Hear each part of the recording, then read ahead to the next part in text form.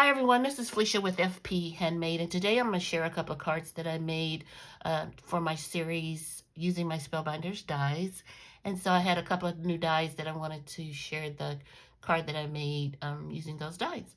So first up, let me share what I used. I used this DMC Popular Color embroidery floss, and then I also keep my needle in here, and then also the threader, which first time ever using a threader, and the threader is hard too for me, so I don't know, go figure. But I used that, and then the new Spellbinders dies that I used was from the April kit of the month. I bought the whole kit, and it's so many things to use in there, so I, slowly but surely will be using them.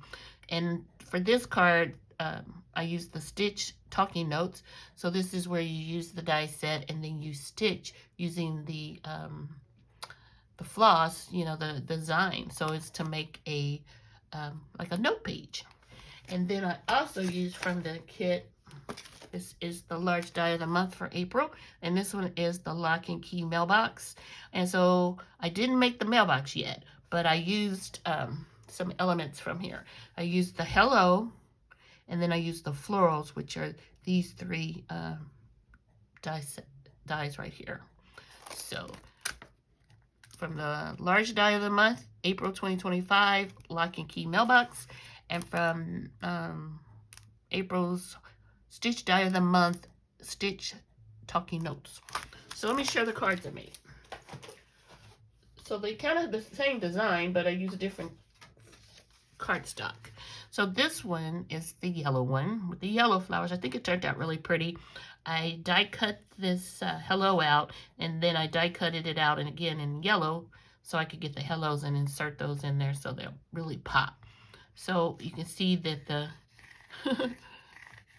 the notepad is stitched, which is super cute and was really easy. And then here's the second card, just using different color paper for the flower, and then I kind of turned it a little bit. And this one is the pink hello with the pink flowers. Now on this one, I cut a little extra leaves out on this one, so you can see that the foliage looks a little fuller, maybe you can tell, than this one. But I think they both turned out cute, and I was very, very happy once I completed both of these cards. I love the elements on it with the stitching. I think that is so cute. So thanks for watching. If you're new to my channel, consider subscribing. If you're a current subscriber, thank you so much for watching my videos. I appreciate if you give me a thumbs up if you like the video, and I'll talk to you all soon. Bye.